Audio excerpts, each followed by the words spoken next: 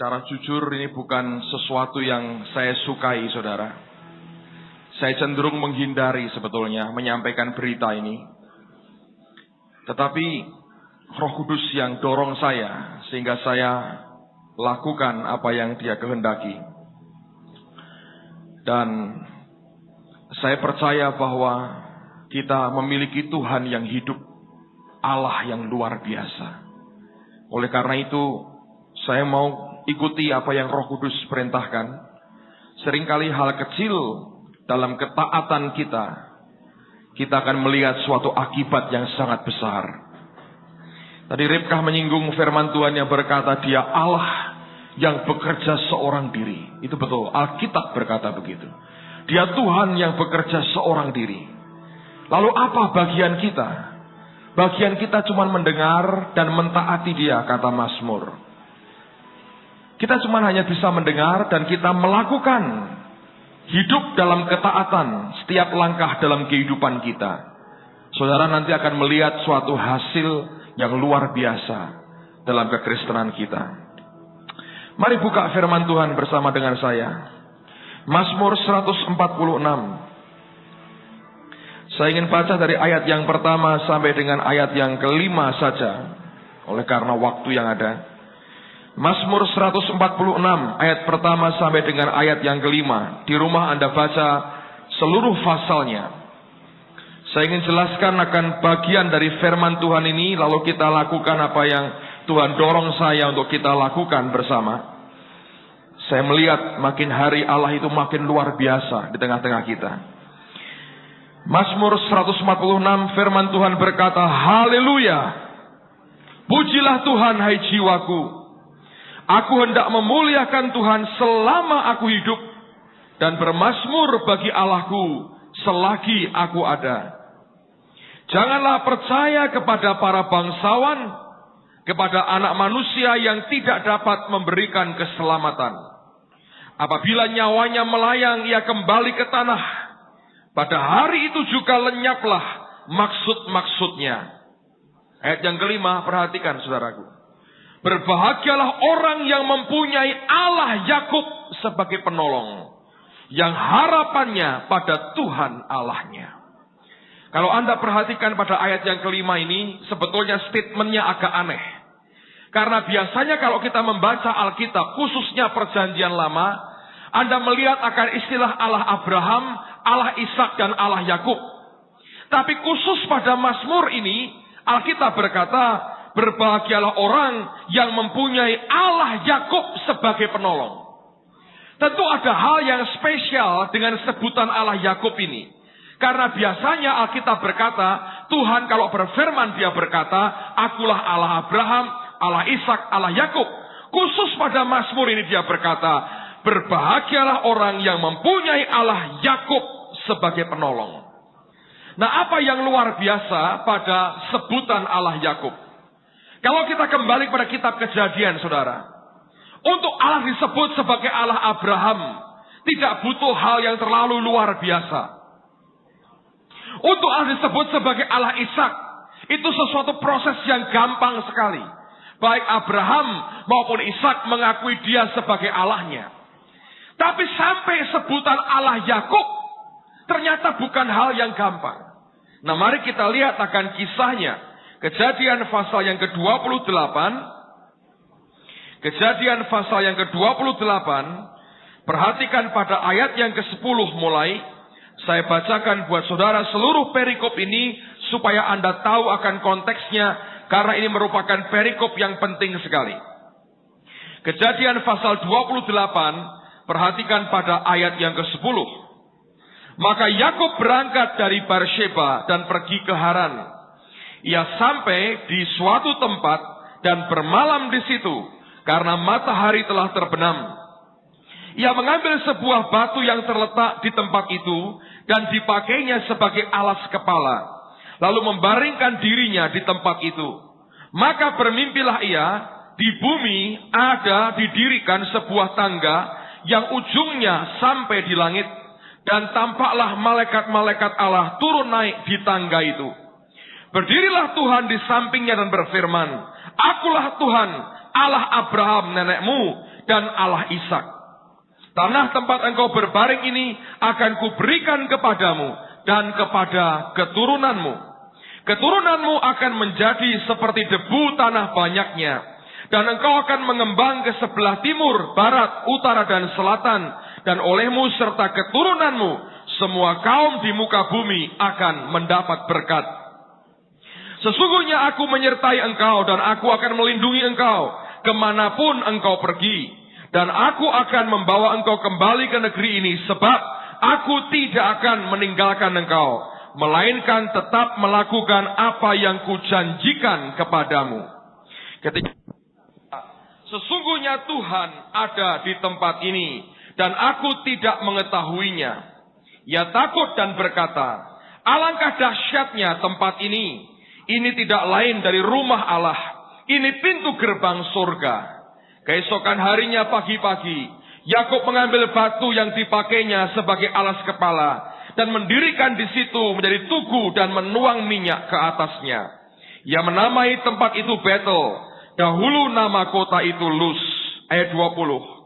Lalu bernasarlah Yakub, jika Allah akan menyertai dan akan melindungi aku di jalan yang kutempuh ini, memberikan kepadaku roti untuk dimakan dan pakaian untuk dipakai, sehingga aku selamat kembali ke rumah ayahku, maka Tuhan akan menjadi Allahku, dan batu yang kudirikan sebagai tugu ini akan menjadi rumah Allah, dan segala sesuatu yang engkau berikan kepadaku akan selalu kupersembahkan 1/10 kepadamu. Dengarkan baik-baik saudara. Mudah sekali buat Allah disebut sebagai Allah Abraham. Mudah juga ketika dia disebut sebagai Allah Ishak. Tapi waktu Tuhan menyatakan dirinya kepada Yakub, dia tunjukkan siapa dirinya, dia kenalkan dirinya. Akulah Allah Abraham, aku Allah Ishak, aku Allah kakekmu, aku Allah bapakmu. Aku berjanji memberikan tanah ini kepadamu. Aku menyertai engkau. Aku melindungi engkau. Aku akan berkati engkau. Yakub tidak langsung berkata, oh kalau begitu engkau juga Allah Yakub. Tidak. Ini orang agak kurang ajar, saudara. Dia seperti berkata begini, ya engkau boleh Allah Abraham kakekku, engkau boleh Allah Ishak bapakku, tapi engkau belum Allah Yakub. Dan dia berkata, kalau yang engkau katakan itu tergenapi dan engkau genapi janjimu, baru engkau akan disebut sebagai Allah Yakub. Kalau engkau tidak membuktikan dulu perkataanmu, engkau bukan Allah Yakub. Kurang ajar gak saudara? Ini orang, semua orang mau ditipu. Bapaknya ditipu, kakaknya ditipu, pamannya ditipu. Ketemu Tuhan, mau dimanfaatkan sekalian. Tuhan begitu baik menyatakan dirinya, kalau kita mungkin hari ini ketemu Tuhan langsung, luar biasa. Tidak usah minta bukti, Allah hadir kita berkata, Tuhan terima kasih. Tapi ini orang lain saudara. Dan luar biasanya Allah ladeni orang kayak begini. Kalau Tuhan sudah mengasihi umatnya, dia kasih dengan kasih yang luar biasa. Diladeni saudara. Dan apa yang terjadi kalau Anda membaca firman Tuhan? Yakub berangkat hanya satu orang. Dia pulang dalam rombongan yang sangat besar.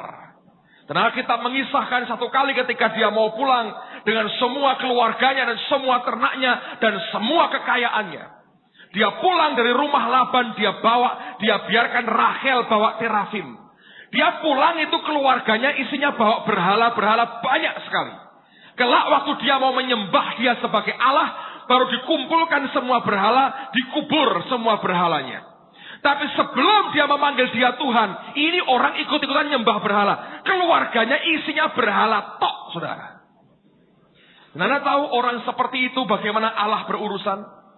Waktu dia ketakutan dengan Esau, Kejadian mengatakan Esau menyambut dia dengan 400 orang laki-laki.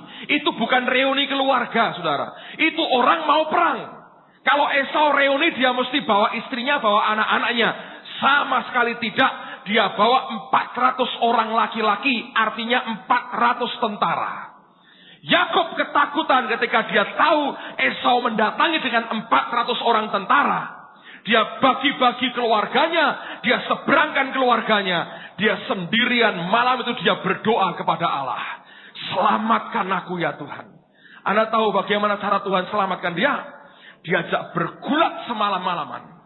Waktu fajar menyingsing, Tuhan berkata, aku mau pergi. Dia bilang, tidak. Sebelum engkau berkati aku, dipukul pangkal pahanya sampai pincang. Tetap tidak mau menyerah, dia ngotot dengan Allahnya.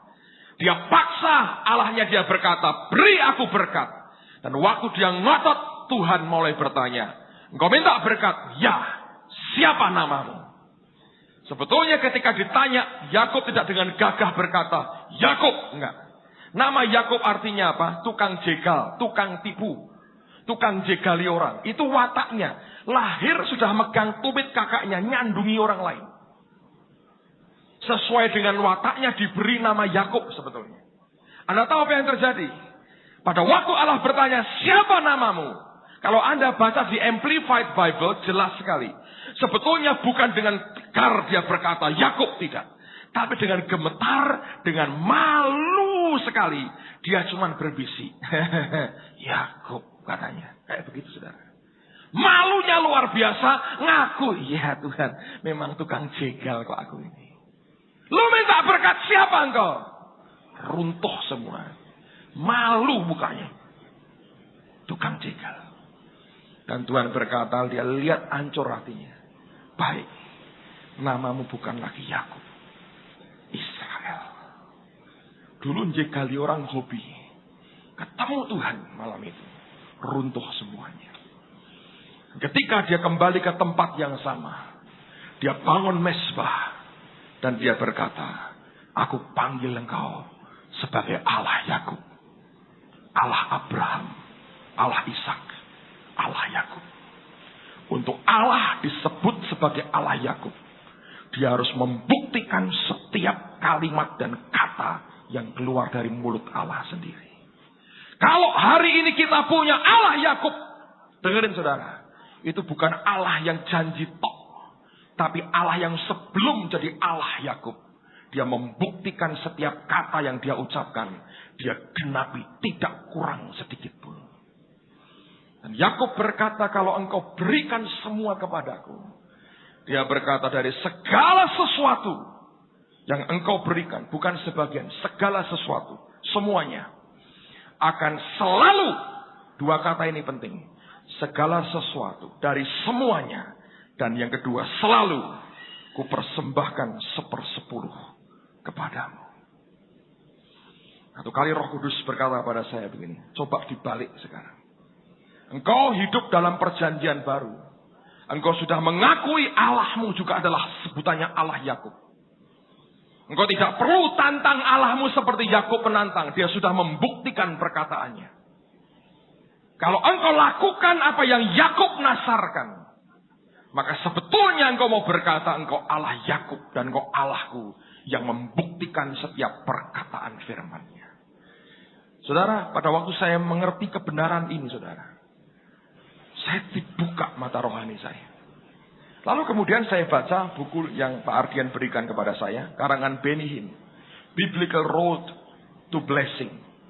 Jalan yang alkitabiah menuju kepada berkat. Benny Hinn satu kali dia cerita kesaksiannya. Orang ini, dia sudah sejak muda, belum kawin, sudah pelayanannya luar biasa di Toronto. Dan dia masuk di televisi, dan televisi itu mahal ya. Kalau Anda tahu, Pak Nugroho pernah cerita dengan saya, itu main detik ya Pak ya, per detik sekian juta, itu mahal sekali. Jadi kalau Anda lihat orang bilang, belum tahu dia, itu sekian detik, itu sekian juta itu. Anda lihat begitu, sekian juta itu, wajah jelek laku itu sekian juta itu. Itu mahalnya luar biasa, televisi itu. Nah ini penginjil muda saudara, dia masuk televisi nasional. Dan akibatnya apa? Duitnya nggak memadai. Dia utang begitu banyak. Nah dia punya semacam board, semacam tua-tua dalam yayasannya dia. Nah waktu itu dia sudah mau nikah dengan istrinya yang sekarang, Susan. Ketika dia main di Amerika, satu kali calon mertuanya panggil dia. Dan dia berkata, Benny, coba ceritakan hidupmu. Ini kan calon menantunya. Pengen tahu kayak apa model menantunya. Di interview. Dia cerita pelayanannya. Baru ngomong ngalor itu ditembak ini. Tunggu. Kamu ngasih perpuluhan nggak? Oh, kaget saudara. Karena nggak ngasih sebetulnya. Dia bilang, oh saya nyumbang sana, kadang-kadang nyumbang sini. Dia berkata, kamu ini pemberi yang emosional. Dan dia buktikan Alkitab mengajar perpuluhan itu hukumnya sudah baku, tidak bisa ditawar-tawar lagi. Dan dia berkata, kamu harus bayar karena itu haknya Tuhan. Dia pulang ke Toronto dalam perjalanan dengan pesawat terbang gelisah. Dia tahu uangnya di bank. Kalau diberikan semua, masih belum cukup membayar utangnya dengan Tuhan. Sementara itu tagihan begitu banyak dalam kesulitan keuangan yang sangat besar. Tapi dia bersaksi pada waktu pesawat belum landing di airport di Toronto. Dia menang dan dia berkata, aku ambil keputusan mengikuti hukumnya Tuhan. Dan dia buktikan sebagai Allah Yakub. Anda tahu apa yang terjadi? Dia pulang, dia bersaksi, dia langsung mampir ke kantornya karena dekat dengan airport. Dan dia panggil sekretarisnya dan dia berkata, ambil buku cek saya. Dan dia tanya berapa uang kita masih punya, sekian. Dia berkata, keluarkan semua. Dan dihabiskan semua, dikirim-kirim saudara. Nah waktu dia mulai tulis cek itu, dia mulai tanda tangan, dia mulai kirimkan seluruh, dihabiskan kas dalam pelayanannya. Semua anggota boardnya dia, anggota dewan penasihatnya, para tua-tua di tempat dia mulai kumpul. Dan mereka mulai tanya, ini apa-apaan? Dengan keadaan begini saja kita kesulitan keuangan. Sekarang kamu habiskan semua. Dia bilang, tapi ini Tuhan yang suruh. Ini uangnya Tuhan. Mereka gak bisa nerima. Hampir semua anggota boardnya langsung mengundurkan diri. Kecuali cuma 2 orang tetap berkata-kata, kamu yakin dari Tuhan, aku tetap bersama dengan kamu. Sisanya berkata, bye-bye, aku tidak mau ikut kelompok melarat, tidak punya uang. Sekarang mau bangkrut habis-habisan. Ditinggal pergi, saudara. Hari berikutnya dia ke gereja hari Minggu, kebaktian biasa. Di kantongnya dia tinggal ada uang 10 sen. Saudara bisa bayangkan, 10 sen. Uang kita hari ini sekitar berapa? 200 rupiah? Kira-kira 250 rupiah. Benihin duitnya nopek engko tun saudara 250 rupiah. Ya, itu di kantong ini. Satu bulatan kecil gini buat kerikan aja nggak cukup saudara itu ya. Satu dime itu 10 sen itu kecil sekali. Dia bilang, Tuhan itu tak simpen ya buat aku. Tuhan bilang, kasihkan semua. Masa aku ngasih segini? Habiskan semua. Jadi ilmu nguras bak itu penting saudara. Anda harus tahu itu. Semua orang diajari, dia habiskan.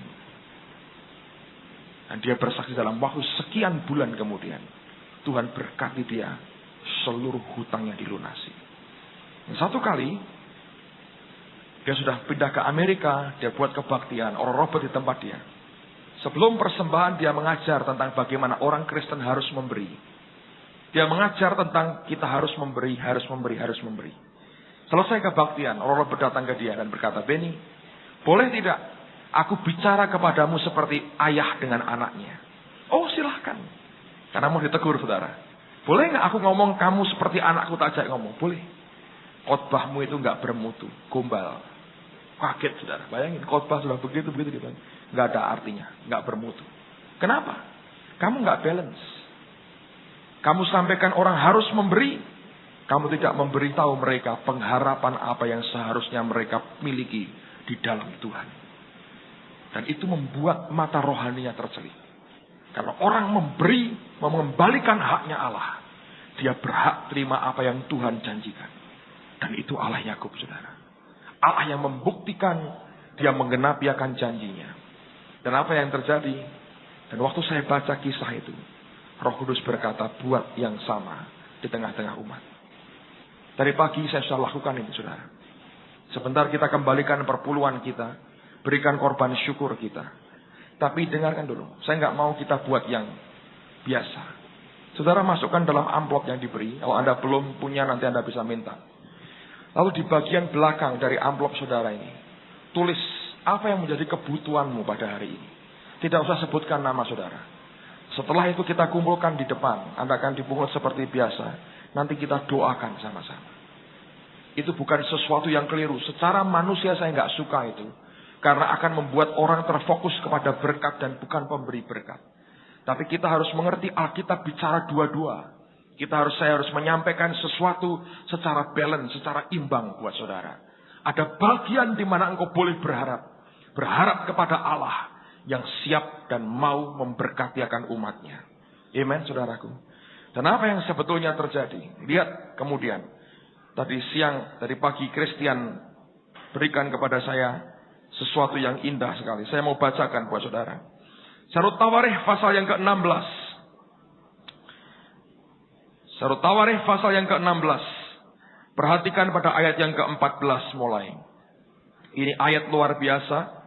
Christian bagikan buat saya. Saya berikan buat saudara. Dialah Tuhan Allah kita. Di seluruh bumi berlaku penghukumannya. Ia ingat untuk selama-lamanya akan perjanjiannya. Akan firman yang diperintahkannya kepada 1000 angkatan. Lalu perhatikan ayat yang ke-16. Yang diikatnya dengan Abraham. Dan akan sumpahnya kepada Ishak. Diadakannya bagi Yakub menjadi ketetapan. Dan bagi Israel menjadi perjanjian kekal. Firman-Nya. Kepadamu akan kuberikan tanah Kanaan sebagai milik pusaka yang ditentukan bagimu. Lihat, kepada Abraham dia berjanji. Kepada Ishak dia ulangi janjinya sambil sumpah. Tapi sampai kepada Yakub dia berkata ini ketetapan. Kalau sudah ketetapan, saudara, itu aturan, itu law, itu hukum Allah. Kalau kita menyembah Allah Yakub, ini jadi ketetapan. Semua janjinya bukan lagi cuma janji. Bukan lagi cuma dia bersumpah. Tapi Tuhan berkata ini ketetapan. Dan Allah punya kewajiban, saya berani berkata. Memberikan apa yang dia tetapkan sendiri. Buat umatnya. Luar biasa, saudara. Lihat lagi bagaimana Abraham mengalami itu semua. Kejadian pasal yang ke-14. Kejadian pasal 14. Mengapa kita memberikan itu, mengembalikan kepada Allah? Ini teladan yang luar biasa. Ini Allah Yakub yang semacam ini. Dan ini sikap yang benar yang Allah inginkan ada pada kita. Kejadian 14. Lihat pada ayat yang ke-17. Setelah Abram kembali dari mengalahkan Kedorlaomer dan para raja yang bersama-sama dengan dia. Maka keluarlah Raja Sodom menyongsong dia di lembah Syawe. Yakni lembah raja. Jadi pada waktu itu Abraham mengalahkan Kedorlaomer. Kedorlaomer ini menaklukkan Sodom, merampas semua harta bendanya, mengangkut semua rakyatnya untuk dijadikan budak. Termasuk Lot di dalamnya. Abraham dengar, dia tolong Lot, dia kalahkan Kedorlaomer, dikembalikan semua rakyat dan harta Sodom. Sodom lihat rakyatnya balik, hartanya datang, dia sambut Abraham di lembah raja. Lalu kemudian apa yang terjadi? 18. Melkisedek Raja Salem membawa roti dan anggur. Ya seorang imam Allah yang maha tinggi. Lalu ia memberkati Abram katanya. Melkisedek gak memberikan materi apa-apa. Dia berikan blessingnya. Diberkatilah kiranya Abram oleh Allah yang maha tinggi. Pencipta langit dan bumi. Dan terpujilah Allah yang maha tinggi. Yang telah menyerahkan musuhmu ke tanganmu. Lalu, ini akibatnya. Abram memberikan kepadanya 1/10 dari semuanya. Saudara sekalian, saya mau beritahu. Ini hukum yang fix. Hukum yang sudah mutlak. Yang tidak mungkin diganggu-gugat. Dan kita berbahagia karena kita punya Allah Yakub.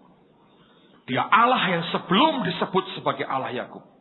Dia membuktikan siapa dirinya. Dan apa yang dia katakan itu ya dan amin. Sebelum saya teruskan lagi akan apa yang kita pelajari. Saya mau kita lakukan ini dulu saudara. Mari kita kembalikan perpuluhan kita malam hari ini. Dan berikan korban syukur kita. Saudara punya kebutuhan tertentu. Tadi pagi saya cerita. Saya punya kebutuhan. Saya cerita apa adanya. Saya tulis di amplop yang saya beri. Berikut perpuluhan yang saya kembalikan ke Tuhan. Bulan Juli saya akan ke Eropa. Dan tiket itu mahal sekali ternyata. Karena saya diundang ke Kazan. Dari Kazan ke Frankfurt aja. Itu Kazan di Eropa, di Rusia, saudara. Penerbangan ke kota Kasan itu nggak menentu, tergantung pemerintahnya mengizinkan atau tidak. Akibatnya itu dari Kasan ke Frankfurt sekali jalan $1.000 lebih. Total tiket kami satu orang hampir 3.000 US. Mahal sekali. Saya bilang, Tuhan, aku butuh 2 tiket dan saya percaya Allah akan memberi dengan kuasanya. Saya tidak akan baca apa yang Anda tulis karena saya bukan Tuhan. Tapi saya mau kita tulis sebagai pernyataan keluar dari hati kita. Tuhan, ini kebutuhanku hari ini. Lalu Anda bawa kepada Tuhan dan kita akan doakan bersama-sama. Amen, saudara. Tidak usah tulis nama, saudara. Mau tulis ya boleh, nggak ada masalah. Oh, mungkin Tuhan kalau lari, pokoknya Tuhan yang paling elek tulisannya adalah aku. Nah, itu nggak boleh juga. Tapi kalau Anda mau tulis nama, nggak masalah. Saya mau lakukan sesuai dengan apa yang Roh Kudus dorong dalam hati saya. Saya percaya sesuatu yang besar akan Anda alami. Amen. Saya akan akhiri dengan ini. Mazmur pasal yang ke-30. Ayat 1 sampai dengan ayat yang ke-8. Lalu kita akan selesai dan kita akan berdoa bersama-sama. Mazmur pasal 30. Ini ayat luar biasa. Saya mau tunjukkan kemana sebetulnya Tuhan mau membawa kita sebagai orang-orang percaya. Kalau kita mengikuti apa yang Tuhan perintahkan. Ayat yang pertama, Mazmur, nyanyian untuk pentahbisan bait suci dari Daud. Aku akan memuji Engkau ya Tuhan, sebab Engkau telah menarik aku ke atas, yang membuat kita naik ke atas Tuhan sendiri. Dan tidak memberi musuh-musuhku bersuka cita atas aku. Tuhan Allahku, kepadamu aku berteriak minta tolong, dan Engkau telah menyembuhkan aku. Tuhan, Engkau mengangkat aku dari dunia orang mati. Engkau menghidupkan aku di antara mereka yang turun ke liang kubur. Nyanyikanlah mazmur bagi Tuhan, hai orang-orang yang dikasihinya. Dan persembahkanlah syukur kepada namanya yang kudus. Sebab sesaat saja ia murka, tetapi seumur hidup ia murah hati. Sepanjang malam ada tangisan, menjelang pagi terdengar sorak-sorai. Ayat 7 inilah ayat yang saya mau Anda perhatikan sungguh-sungguh. Daud berkata, dalam kesenanganku aku berkata, aku takkan goyah untuk selama-lamanya.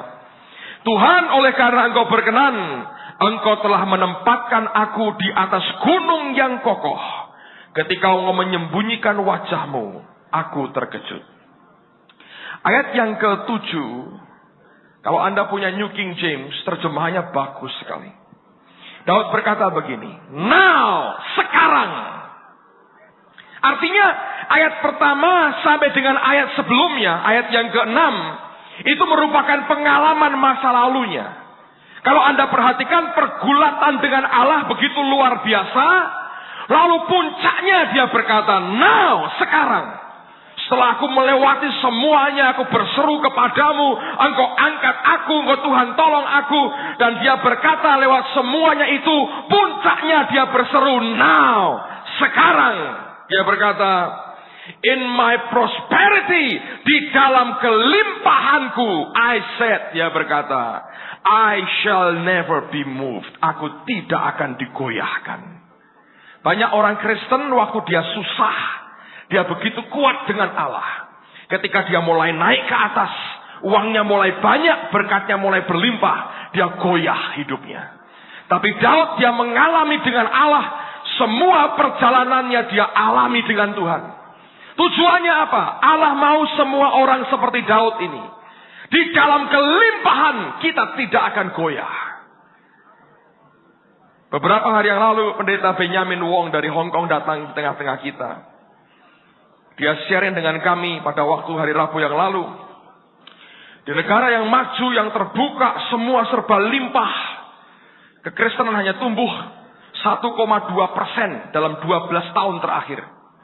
Di negara yang miskin seperti Cina tertekan begitu rupa. Hari ini pertumbuhan terbesar tercepat di Cina. Di tengah-tengah aniaya komunisme. Manusia sebetulnya lebih berat, saya mau berkata, menghadapi yang namanya kemakmuran dan kelimpahan. Oleh karena itu gereja kalau ngajar orang cari kemakmuran, sebetulnya membawa umat kepada suatu ujian yang paling berat seumur hidupnya. Dan kalau bukan Allah yang membangun, mengokohkan hidup kita, waktu engkau kuat, engkau prosper, engkau limpah, goyah hidupmu saudara. Salah kalau kita cari berkatnya. Cari Tuhan yang membangun rohmu. Waktu rohmu makin kuat dalam pergumulan dengan Allah. Lihat dari ayat pertama sampai ayat yang ke-6. Dia mengalami murkanya. Dia mengalami tangisan.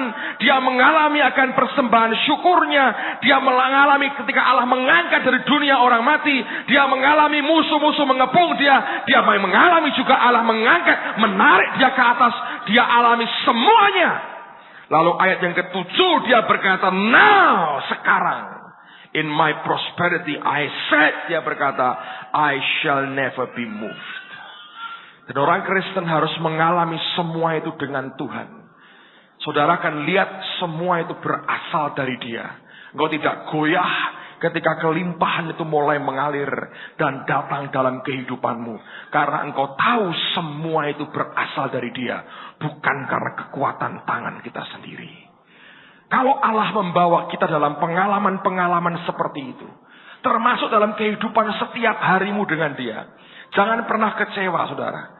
Karena itu semua menempa manusia dalammu, menempa manusia rohmu, membuat kokoh, membuat kuat manusia roh kita.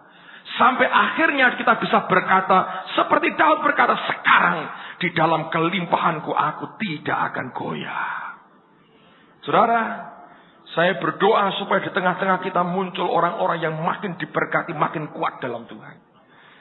Itu bukan hal yang gampang. Kalau Anda melihat orang yang rontok imannya karena berkat, menurut saya lebih banyak daripada yang rontok karena penderitaan. Ketika kita punya semuanya, kita bisa bermain sebagai Tuhan. Kita bisa play God, saudara. Anda bisa keluarkan atau Anda simpan seperti dalam otoritas tanganmu. Engkau bisa play God. Itu bahaya sekali. Ketika engkau tidak punya apa-apa, engkau pakai lutut, engkau teriak dengan Tuhan. Waktu semua di tanganmu, engkau bisa putuskan sendiri. Itu justru yang berbahaya. Dan banyak orang justru jatuhnya oleh karena kelimpahan seperti itu. Hati Tuhan, saya percaya, ingin sekali memberkati umatnya. Saya bersyukur Tuhan didik kita ini luar biasa. Saya saksikan kepada saudara, Tuhan didik gereja ini luar biasa. Saya saksikan sudah mungkin 2 kali, tapi saya tidak akan segan mengulang-mengulangnya buat saudara. Saya tunjukkan fakta angka-angka, sebetulnya bukan apa-apa saudara. Saya mau mengajar saudara sesuatu yang konkret tentang Tuhan. Saya sedang berikan batu kepada Anda. Satu kali engkau jadi pemimpin, engkau bisa manfaatkan dan pakai batu itu untuk bunuh raksasa dalam hidupmu sendiri. Saya tahu banyak orang yang jadi misionari di tempat ini. Anda perlu ngerti bagaimana jalan dengan Allah. Mengalami seperti Daud mengalami sampai engkau berkata, dalam kelimpahanku aku tidak akan goyah. Anda lihat akan gedung ini. Allah memberikan hal yang indah sekali. Selama setahun saya tahu akhirnya Tuhan uji hati saya. Mei tahun lalu kita lunas 500 juta. 0,5 miliar. Lunas saudara. Kita bersuka cita. Saya masih ingat Mei karena apa? Karena minggu itu lunas, beberapa hari kemudian saya ke Eropa. Dan itu sudah tanpa beban, ninggali utang apa-apa, sudah luar biasa. Tapi selama setahun Tuhan tidak bicara apa-apa. Oleh karena itu saya juga nggak ada apapun, nggak ada action, nggak ada dorongan. Kalau dia diamnya kita diam, saudara. Tapi sebetulnya seringkali dia menguji, apakah kita bergerak sendiri atau kita membiarkan Allah itu bekerja seorang diri, kata Alkitab. Setelah hampir setahun, saudara, pada bulan April yang lalu kita terima laporan uang kas pembangunan cuma tinggal 1,2 juta. Itu artinya kerja nggak ada seminggu harus berhenti, saudara. Dan pada waktu itu roh saya mulai gelisah, restless di dalam. Dan saya tanya berapa yang dibutuhkan. Oh, dihitung kira-kira 200 juta lagi. Saya ngadep ke Tuhan, saya bilang, Tuhan 200 juta. Roh Kudus berkata kepada saya, rasanya cukup berkat yang aku berikan buat kamu. Ini mungkin di total sudah 1 miliar lebih yang masuk untuk gedung ini, saudara. Dan Tuhan berkata, sudah cukup aku beri kepadamu. Kenapa sekarang kau mesti minta lagi 200 juta untuk dipakai untuk kamu lagi? Lihat yang di luar masih membutuhkan. Roh Kudus berkata mulai Juni minggu pertama, jangan lagi ambil persembahan khusus untuk gedung. Jangan lagi. Persembahan kedua, berikan semua untuk misi. Untuk kemuliaan Tuhan. Bantu gereja-gereja lain untuk misi, untuk yang lain-lain. Jangan untuk dirimu sendiri, pakai untuk jiwa-jiwa. Apa yang terjadi saudara? Saya kumpulkan teman-teman panitia, saya share, mereka setuju. Kita tidak akan buat mewah, tapi kita mau buat yang sepantasnya. Dan luar biasa. Pada waktu itu Tuhan berkata kepada saya diberi penglihatan. Pak, kamar mandi itu dikuras di rumah saya. Roh Kudus berkata kepada saya, kamu nguras bak. Saya bilang, apa artinya Tuhan? Kuras bakmu, habiskan duitmu. Saya ngomong ke istri saya, lah untuk kita apa? Ya nggak tahu, nggak ada. Habis, kuras semua. Saya taati apa yang Tuhan katakan. Kami persembahkan semua yang kami punya, saudara. Kuras bak kami. Dibilang sedikit ya tidak, banyak sekali ya tidak, saudara. Tapi kami kuras bak kami, habis. Saya bersaksi minggu lalu dalam waktu 10 hari Allah berkati kami 11 kali lipat. Tapi yang luar biasa, di sepanjang bulan Mei ini, saya lihat penyertaan Tuhan luar biasa. Total persembahan yang dikumpulkan oleh jemaat Anda semua dalam 1 bulan lebih dari 75 juta. Kalau Anda memberi persembahan di kotak tiap minggu pertama, sebulan itu hanya 2 juta. Tuhan seperti mau berkata begini, saudara. Ini yang kamu biasa berikan begini ini. Dia bilang, hitunglah 1,5 tahun. Nih, gua tutup semua. Tas. Seperti itu yang dia beri. Heran. Ini akan dipasang karpet, ini akan dibuat diselesaikan. Mudah-mudahan minggu depan selesai. Ini sudah ada duitnya semua, saudara. Tinggal dicat, selesai. Menurut saya akan lebih cepat dan lebih luar biasa. Saya heran melihat itu baru kerinduan hati, saudara, sebetulnya. Tapi lewat semuanya itu, struggle. Anda akan kenal siapa Allahmu, kenal Tuhan. Lalu, kita mulai memberi soal misi. Saya punya kerinduan begini. Ini India sedang dilawat Tuhan luar biasa. Orang buat gereja gampangnya minta ampun, saudara. Nah, saya sudah ngomong. Saya ngomong dengan Yusuf, saya ngomong dengan Cari. Kita mau ambil bagian, merintis 10 gereja di India. Karena ini yang di training di Bangalore waktu lalu, sekian ratus orang mau diambil, dipilih, mereka akan dilatih untuk dikirim untuk buka gereja. Saya bilang kita buka 10 gereja. Nah, itu satu orang 1 bulan hanya butuh $50. Saya bilang tahap pertama kita biayai 6 bulan. Bob Weiner bilang 4 bulan cukup. Saya bilang jangan 6, kasihan kalau 4 bulan tok. 6 bulan, saya bilang. Jadi $3.000. Tadi pagi kita memberi pertama kali persembahan kedua untuk misi. Total yang terkumpul 5,6 juta. Ditambah dengan beberapa juta persembahan dari beberapa teman titip untuk India. Kita hari ini sudah bisa merintis 10 gereja di India untuk 6 bulan mendatang. Saudara pikir baik-baik, saudara. Engkau hari ini memberi sekali ya. 6 bulan ini gereja dibuka di India. Engkau berhenti memberi, ini gereja jalan terus. Karena Anda rintis 6 bulan ini jalan. Sekian puluh orang dikumpulkan di kampus-kampus. Anda berhenti memberi, apa yang engkau pernah berikan tidak berhenti berbuah. One day engkau akan lihat, Tuhan akan lihat ini hasilmu. Anda kaget. Tuhan, aku hanya memberi sekali. Tapi lihat efeknya. Nah, kita bergerak di tempat di mana ladang itu menguning. Kita nabur, saudara. Anda saya beritahu, nabur itu nggak boleh ngawur. Anda harus tahu di mana Roh Kudus bawa. Di tempat yang basah, yang Holy Spirit kerja Anda taburi, Anda luar biasa, cepat baliknya. Di tempat berduri Anda taburi, mati benihmu. Sama-sama keluar duitnya, saudara. Makanya kita nabur harus pakai Holy Spirit. Kenapa saya mau ke Rusia? Satu, karena saya diundang. Tapi yang kedua, saya mau lihat juga. Ben Wong berkata ada 100.000 gereja sel dibangun di Rusia. Dan tidak tahu mesti berbuat apa. Siapa tahu kita bisa kirim beberapa orang bantu mereka. Walaupun kita juga sedang belajar. Tapi saya mau katakan ini ladang. Mari lihat dengan kaca mata dan mata roh. Mana yang Tuhan sedang kerja. Ada taburkan kecil yang kau beri, saudara. Hasilnya luar biasa. Pak Thomas dulu ngomong sama saya begini.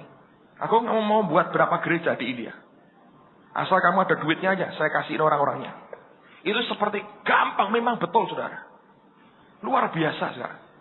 Sudah terbuka, nggak ada batasan apapun dari pemerintah. Anda boleh nginjil di jalan bagi traktat, orang terbuka, open sekali. Bayangin, sekarang mereka sedang bergerak ke utara. Tapi ini Bob Weiner berkata, saya mau ambil kampus-kampus yang kasta tinggi. Karena Anda tahu, orang di India kan dibagi dalam kasta-kasta ya. Yang kasta rendah nggak mungkin ke atas. Tapi yang di atas bisa turun ke bawah. Para mahasiswa ini di atas. Dengan apa yang dipersembahkan tadi pagi saja, Anda bisa ngerti. 6 bulan kita bisa ambil bagian perintisan 10 gereja di India. Nanti saya akan minta foto-foto mereka, tempelkan di sini. Anda tahu siapa yang kita Anda doain tiap hari. Sebagian mungkin ya dulu ngasih kartu nama sama Charlie mungkin, saudara. Tapi saya mau beritahu saudara, itu orang-orang sedang dididik hari ini mungkin sudah selesai. Tapi saya mau beritahu demi nama Tuhan Yesus. Kita ini waktu Allah itu bergerak dengan luar biasa. Hatimu seperti itu, dalam kelimpahan kau tidak akan goyah. Habis ini selesai, saya mau kita bentuk panitia kecil. Di desa-desa itu banyak gereja membutuhkan dukungan kita. Saya mau kita bangunin gereja untuk mereka, saudara. Amen.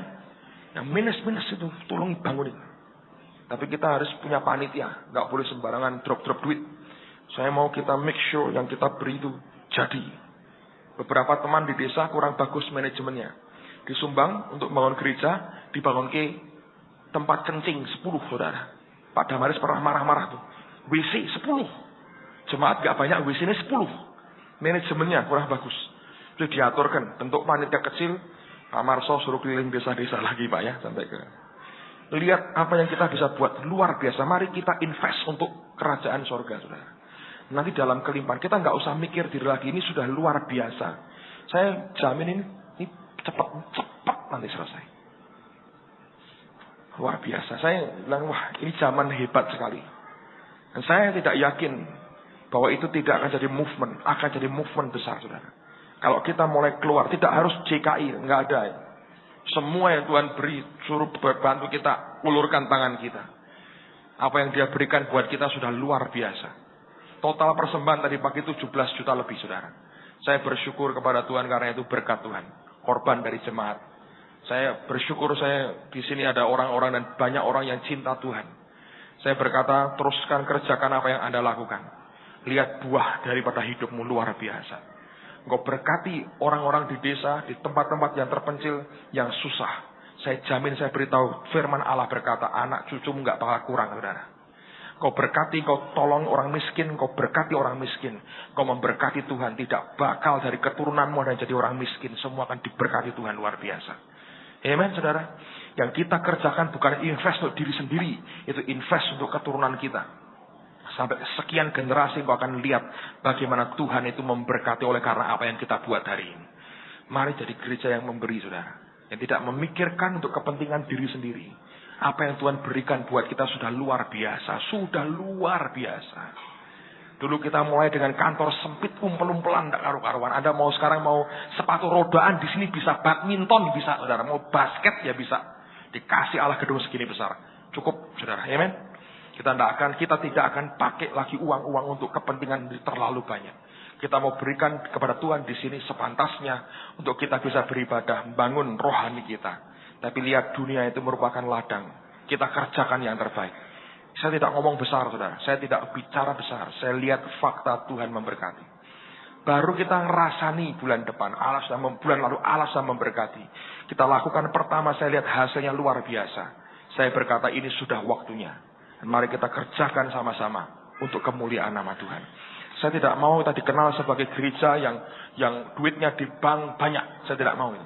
Saya mau kita dikenal sebagai gereja yang memberkati jiwa-jiwa, memberkati tubuh Tuhan yang lain untuk kemuliaan nama Tuhan.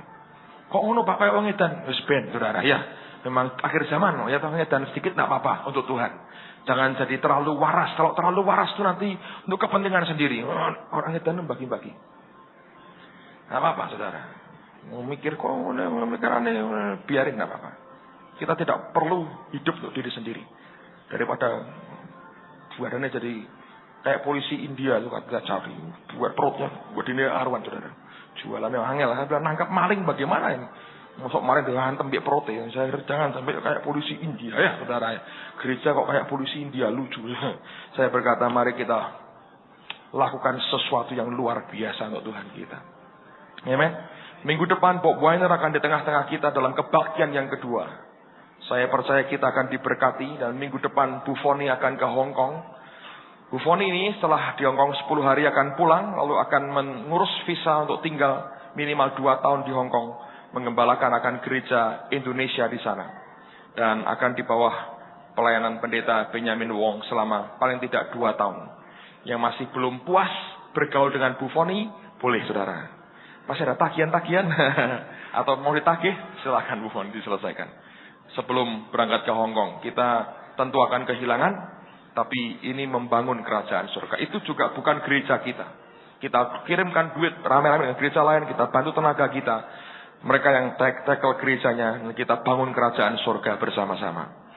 Benjamin Wong cerita Ethiopia membutuhkan teriak-teriak minta tolong Angola, dilawat Tuhan sekarang. Mereka berteriak minta tolong Rusia, minta tolong. Saya berkata, saya tidak mau menutup kemungkinan Allah akan memakai orang-orang di antara kita. Jadi berkat yang luar biasa. Saya dengar ada teman yang mau sekolah di Beijing. Datang nggak malam ini? Ada? Nggak ada? Nggak datang, dari pagi datang. Saya bersyukur, Victor ketemu dengan satu orang yang di Beijing sekolah bahasa di sana. Dan dia bergaul dengan orang dari underground church, gereja di bawah tanah di sana. Saya berdoa, kita doakan Victor selesaikan cepat itu STH-mu. Tergantung dia ngatiknya cepat atau lambat, saudara.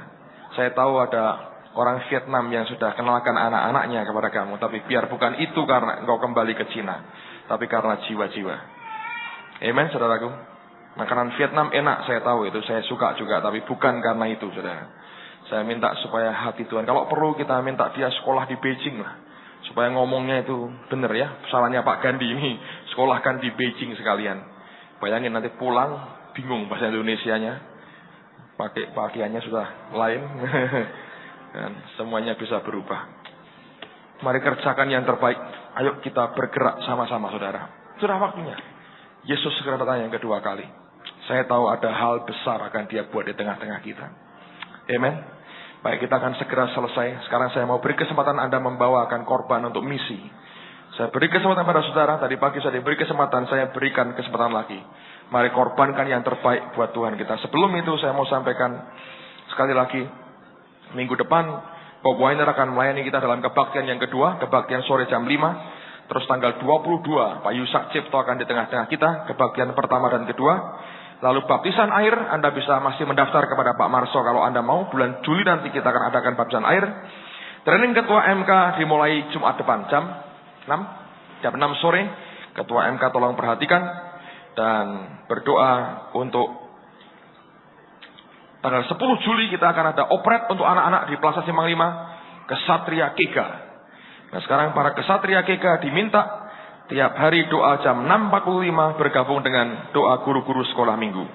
Diharap semua panitia Kesatria Kega dapat hadir setiap hari. Ini operet dari Jakarta, dari Speed Plaza. Dan ya, ada tambahan yang lain lagi? Cukup? Mari lakukan yang terbaik buat Tuhan kita. Ini akhir zaman, saudara. Orang akhir zaman harus beda dengan orang awal zaman. Amen, saudaraku. Tidak ada waktu lagi memikirkan diri sendiri. Kuno, saudara. Kalau orang mikirkan awak sendiri bilang, belum tahu dia. Ya, ini akhir zaman, saudara. Amen. Mari tundukkan kepala sekali lagi. Kita beri yang terbaik buat Tuhan kita. Terima kasih untuk anugerah-Mu. Engkau Allah yang luar biasa. Sekarang kami bawa lagi korban kami untuk misi, pekerjaan Tuhan, pekabaran Injil di seluruh dunia dan di seluruh Indonesia. Kami bawa untuk kemuliaan nama-Mu. Demi nama Yesus. Amen, amen, amen, amen. Tadi pagi ada tadi pagi ada orang datang kepada istri saya dengan cerita orang, saudara. Dia diberkati kasih rumah. Nah, rumah kan ada perpuluhannya, tidak punya duit, saudara. Jadi utang dengan Tuhan karena dapat berkat. Kadang-kadang repot juga ya, tapi bagus. Dia mau jual semua yang dia punya. Besok mau dibawa ke rumah Tuhan. Amen, saudaraku. Saya percaya ada orang-orang cinta Tuhan semacam itu yang akan membuat kita jadi berkat bagi bangsa-bangsa. Mari berikan. Semua akan diberikan untuk misi, tidak kita pakai untuk gereja ini. Semua diberikan untuk kepekerjaan Tuhan.